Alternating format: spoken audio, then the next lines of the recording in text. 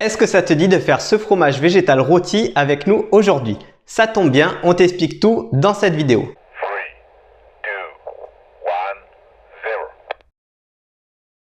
Si tu as déjà téléchargé et lu le guide, d'ailleurs, tu vas retrouver pas mal de petites astuces qu'on te donne aujourd'hui. Et si tu l'as pas encore téléchargé, c'est dans le premier lien dans la description. C'est totalement gratuit, c'est offert. C'est un cadeau de Spielberg qui est derrière la caméra, qui est en train de filmer aujourd'hui. Et voilà, c'est un guide qui fait 40 pages, qui est plein de conseils, voilà, qu'on te donne pour réussir à faire tes fromages végétaux. Et du coup, aujourd'hui, on va commencer à faire le nôtre. Donc, on utilise des amandes avec la peau, donc on les a émondées nous-mêmes. Tu peux aussi utiliser des amandes émondées, tout simplement.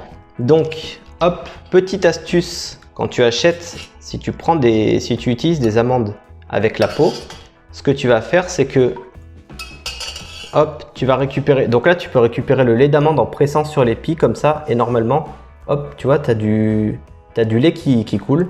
Mais sinon, voilà, si tu veux pas récupérer le lait, c'est une blague bien sûr. Hein. Donc en fait, ce qu'on a fait, c'est qu'on les a trempés dans l'eau bouillante pendant 4 à 5 minutes. Et hop, ensuite, tu as juste...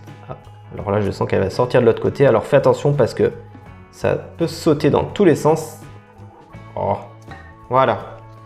Alors les amandes, comme je te disais, tu peux utiliser des amandes avec la peau, des amandes émondées. Tu peux utiliser aussi pour cette recette de la poudre d'amande. Ou bien, si tu fais ton lait végétal toi-même, tu peux utiliser l'eau Cara. Au lieu de faire des cookies, tu feras un fromage cette fois-ci.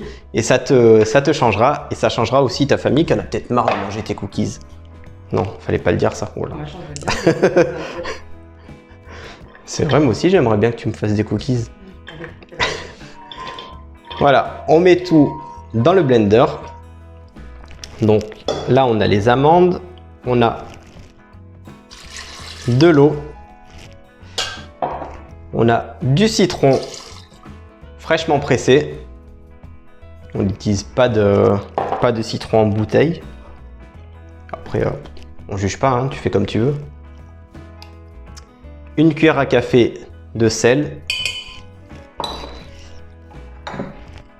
On va mettre 3 cuillères à soupe d'huile d'olive. Alors l'huile d'olive, essaye de mettre un peu le prix quand même dans l'huile d'olive parce que finalement ça donne une bonne huile d'olive première pression à froid. Ça donne un bon goût à tout finalement, hein, à tes sauces, à tes fromages et tout. Voilà, ça vaut le coup de mettre le prix dans une bonne huile d'olive. Et là, on a 2 gousses d'ail qu'on va émincer. Allez. Allez, c'est parti. On va mixer tout ça.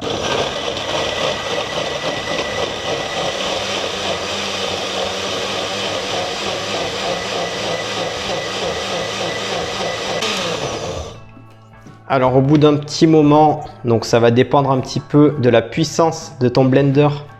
Donc on va dire entre 30 secondes et 1 minute. Hop, tu fais une petite pause. Tu racles un peu les bords. On est reparti pour une deuxième séance de mixage. Donc en tout, on va mixer pendant 2 à 3 minutes. Hein. Voilà, alors, hop, le mixage est terminé. Je vous approche tout ça pour que vous voyez la texture que l'on doit avoir. Donc, on a une texture, il y a un petit peu des petits grains quand même, mais c'est comme ça, c'est normal. On peut goûter un petit peu au passage aussi pour voir si le dosage est bon. Maintenant, on va mouler notre fromage. Hop, allez, on a notre passoire, le saladier. Hop, on met ça comme ça. On a notre tissu à fromage. Tu peux utiliser aussi un chiffon par exemple, un chiffon propre bien sûr. Tu peux utiliser aussi un, je sais pas, un vieux, bah tiens, regarde, c'est pareil. Allez, vas-y, on attend. Ouais, je peux l'utiliser, c'est bon. Tu peux, voilà, tu peux utiliser un vieux t-shirt et tout. Le but, c'est que il faut que la maille, on va dire, soit assez fine pour que ça retienne le fromage. Voilà, faut pas qu'il passe au travers non plus. Allez, hop, on est parti. Ah oui, tu peux utiliser aussi un filtre à café. Ça C'est l'astuce. Réutilisable hein, dans l'idée. Tout à fait. On met tout dedans.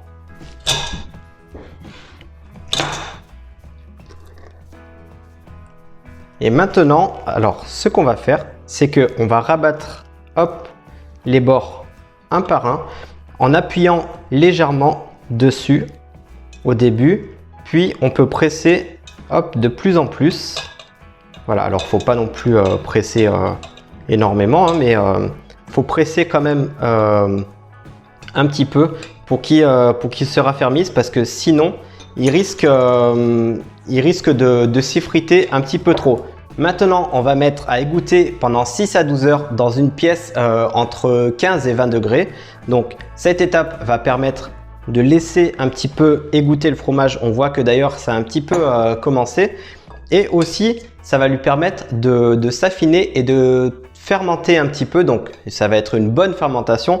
Du coup, ça va développer ses saveurs et tu vas voir que ça va lui donner un super goût. D'ailleurs, tu l'as peut-être remarqué toi aussi si tu as essayé de faire tes fromages végétaux que souvent c'est assez long, donc faut faire égoutter, faut faire tremper, faut faire égoutter. Il y a du temps d'attente, il y a du temps de fermentation aussi souvent.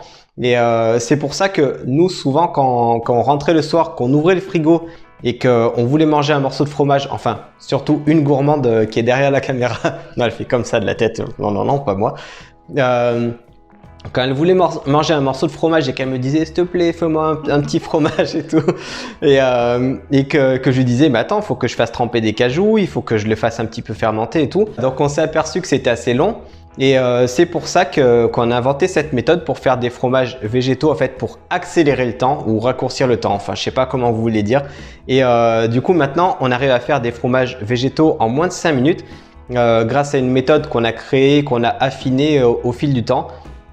Et voilà, enfin bref, si ça t'intéresse, on t'en touche 2 mots à la fin du guide. Et maintenant, c'est parti pour la suite de leur recette. Nous voilà au lendemain, le fromage est égoutté. On n'a plus qu'une chose à faire, enfin une. C'est la dernière étape, on va dire. Voilà, on met un peu d'huile sur le fond de notre caclon. Hop. Donc ça sert pour que le fromage n'accroche pas au fond et aussi ça va faire une petite croûte sympathique. Maintenant on récupère notre fromage qui a bien égoutté. Voilà, alors le liquide est au fond. Alors il se peut que vous ayez un peu moins de liquide selon on va dire les amandes que vous avez utilisées. Si vous avez utilisé des amandes sèches, vous aurez un peu moins de liquide et nous on avait fait bouillir les amandes donc elles étaient un peu humides. Hop, allez, on récupère notre fromage, on le met dans le caclon en essayant de ne pas le déformer comme je viens de le faire. Hop, on reforme un peu tout ça. On rajoute une petite cuillère à soupe d'huile d'olive par-dessus. Vous allez voir, ça va aider à faire son petit côté doré. Et maintenant, on va le mettre au four. Donc le four est à préchauffer à 170 degrés. On le met pendant 40 minutes et on se retrouve tout de suite après. Voilà, notre fromage est cuit. Donc on l'a laissé un peu refroidir pour pouvoir manipuler le caclon plus facilement. Donc ce qu'on va faire, c'est qu'on va le démouler. Donc, alors nous on l'a laissé refroidir, mais tu peux tout à fait le consommer comme ça. Il est vraiment très bon déjà. Hop. Voilà, on va essayer avec la cuillère de le sortir gentiment.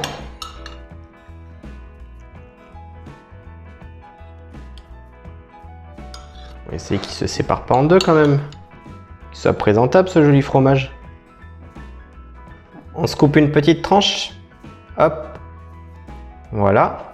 Donc, ce qu'on disait, c'est que on peut l'effriter comme ça sur une salade. On peut aussi en couper des petits dés comme ça pour le mettre à tremper dans l'huile comme de la feta.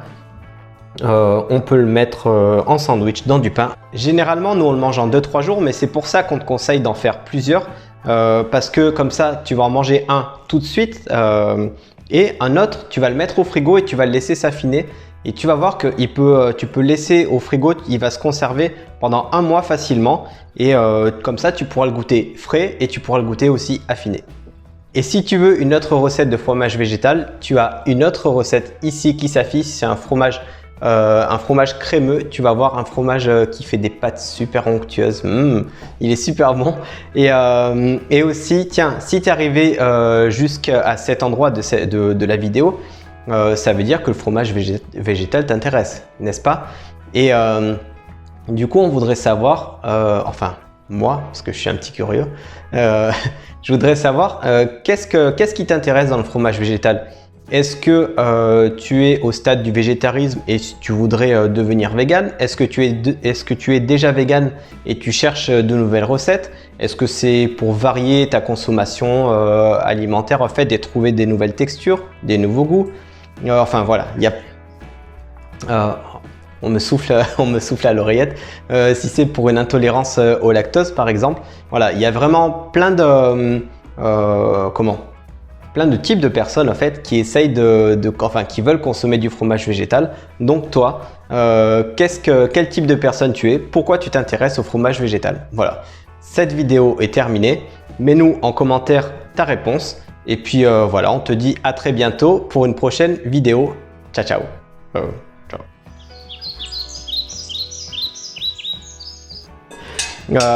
Vous pouvez utiliser un petit peu ce que vous voulez. Si vous n'avez pas de tissu comme ça, vous pouvez aussi utiliser des gaz, alors surtout pas de gaz à effet de serre. Hein. Non, fallait pas le dire. On vous annonce le prochain.